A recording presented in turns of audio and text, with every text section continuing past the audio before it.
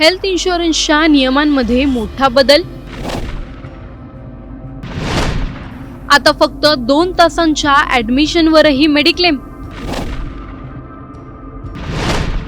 नवा नियम, पण कोणाला मिळणार फायदा? हेल्थ इन्शुरन्स घेतला म्हणजे उपचाराचा खर्च कमी होईल अशी अनेकांची अपेक्षा असते. मात्र आतापर्यंत बहुतांश पॉलिसींमध्ये मेडिक्लेम मिळवण्यासाठी किमान 24 तास हॉस्पिटलमध्ये दाखल राहणं बंधनकारक होतं. त्यामुळे काही तासात उपचार पूर्ण होऊनही अनेकांना क्लेम मिळत नव्हता. आता मात्र या नियमात मोठा बदल करण्यात आला आहे. काही हेल्थ इन्शुरन्स कंपन्यांनी फक्त 2 तासांच्या हॉस्पिटल ॲडमिशन नंतरही मेडिक्लेम देण्यास सुरुवात केली आहे. पण हा नियम नेमका कोणासाठी आहे, कोणत्या अटी लागू आहेत आणि क्लेम नाकारला जाऊ नये यासाठी कोणती काळजी घ्यावी लागणार, जाणून घेणार आहोत या व्हिडिओमधून. व्हिडिओ शेवटपर्यंत नक्की पहा आणि टाइम्स नाऊ मराठीच्या यूट्यूब, इंस्टाग्राम आणि फेसबुक पेजला फॉलो करायला विसरू नका.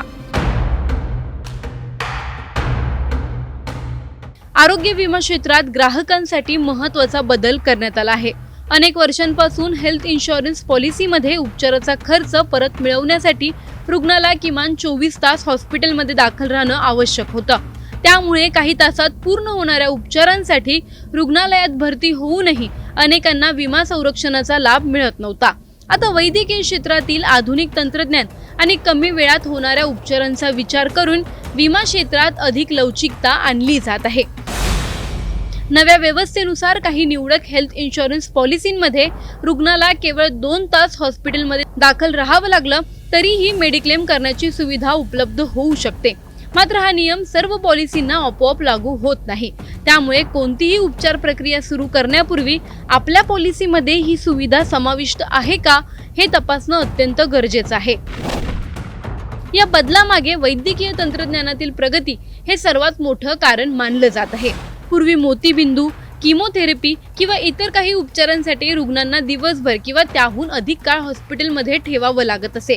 आता हीच उपचार पद्धती काही तासात पूर्ण होत असल्याने अनावश्यक हॉस्पिटलायझेशनची गरज उरलेली नाही. त्यामुळे रुग्णांचा वेळ वाचणार, हॉस्पिटलचा खर्च कमी होणार आणि विमा कंपन्यांनाही बेड चार्ज सारख्या अतिरिक्त खर्चाचा भार कमी होणार आहे.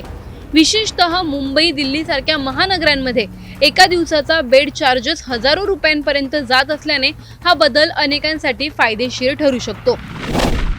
मात्र या सुविधेचा लाभ घेण्यासाठी काही महत्त्वाच्या अटींचं पालन करणं आवश्यक आहे.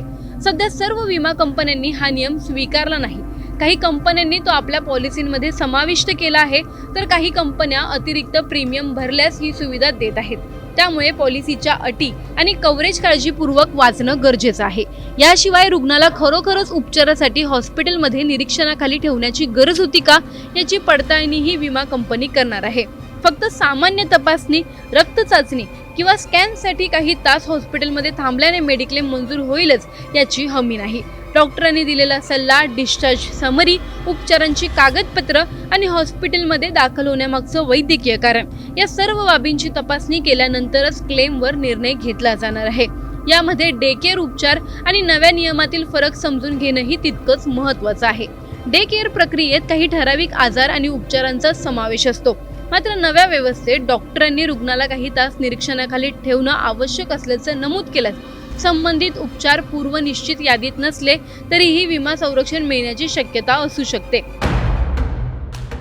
तज्ज्ञांच्या मते उपचारासाठी हॉस्पिटलमध्ये दाखल होताच किंवा शक्य तितक्या लवकर विमा कंपनीला माहिती देणं आवश्यक आहे. तसेच उपचार हे नेटवर्क हॉस्पिटलमध्येच झाले पाहिजेत. अन्यथा सर्व अटी पूर्ण करूनही क्लेम नाकारला जाऊ शकतो. जुन्या आजारांसाठी असलेला वेटिंग पिरियड, पॉलिसीतील अपवाद आणि इतर अटी मात्र पूर्वीप्रमाणेच लागू राहणार आहेत. फक्त 2 तास हॉस्पिटलमध्ये दाखल राहून मेडिक्लेम मिळवण्याचा हा नवा नियम ग्राहकांसाठी मोठा दिलासा ठरेल का, की वेगवेगळ्या अटी आणि पॉलिसींमुळे सर्वसामान्यांमध्ये अधिक संभ्रम निर्माण होईल आणि सर्व हेल्थ इन्शुरन्स कंपन्यांसाठी हा नियम अनिवार्य व्हायला हवा का? तुमचं मत आम्हाला कमेंट करून नक्की कळवा. व्हिडिओ आवडल्यास लाईक व शेअर करायला विसरू नका. तसंच अशा नवनवीन अपडेट्ससाठी आणि माहितीपूर्ण व्हिडिओजसाठी टाइम्स नाऊ मराठीला नक्की फॉलो करा.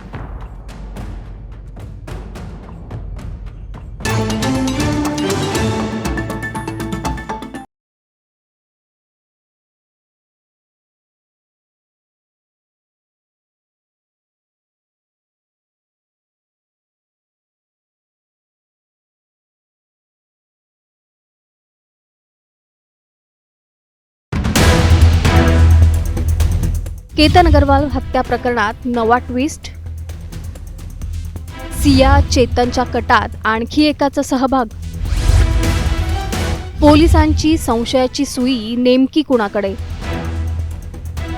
केतन अग्रवाल हत्या प्रकरणात दररोज नवे खुलासे समोर येत आहेत. सिया गोयल आणि तिचा प्रियकर चेतन चौधरी अटकेत आहेत. पण आता तपासात आणखी एक धक्कादायक अँगल समोर आलाय. या दोघांव्यतिरिक्त आणखी कुणीतरी या कटात सहभागी होतं का? पोलिसांनी अद्याप कुणाचं नाव जाहीर केलेलं नाही, पण न्यायालयात मांडलेल्या तपासाच्या भूमिकेमुळे संशय अधिक गडद झालाय. नेमकं पोलिसांच्या रडारवर कोण आहे? कोणत्या पुराव्यांचा शोध सुरू आहे? आणि या प्रकरणात अजून किती धक्कादायक खुलासे होणार आहेत? जाणून घेऊया या सविस्तर रिपोर्टमधून. त्यासाठी हा व्हिडिओ शेवटपर्यंत पहा आणि टाइम्स नाऊ मराठीला लाईक, फॉलो आणि सबस्क्राईब करा.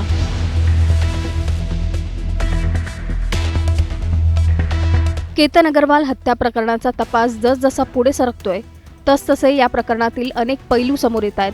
सुरुवातीला हा प्रकार अपघात असल्याचं चित्र होतं, मात्र तपास पुढे गेल्यानंतर पोलिसांनी सिया गोयल आणि तिचा प्रियकर चेतन चौधरी यांना अटक केली. दोघांवर केतनच्या हत्येचा कट रचल्याचा आरोप आहे. मात्र आता तपास केवळ या दोघांपुरता मर्यादित नसल्याचं चित्र दिसू लागलंय.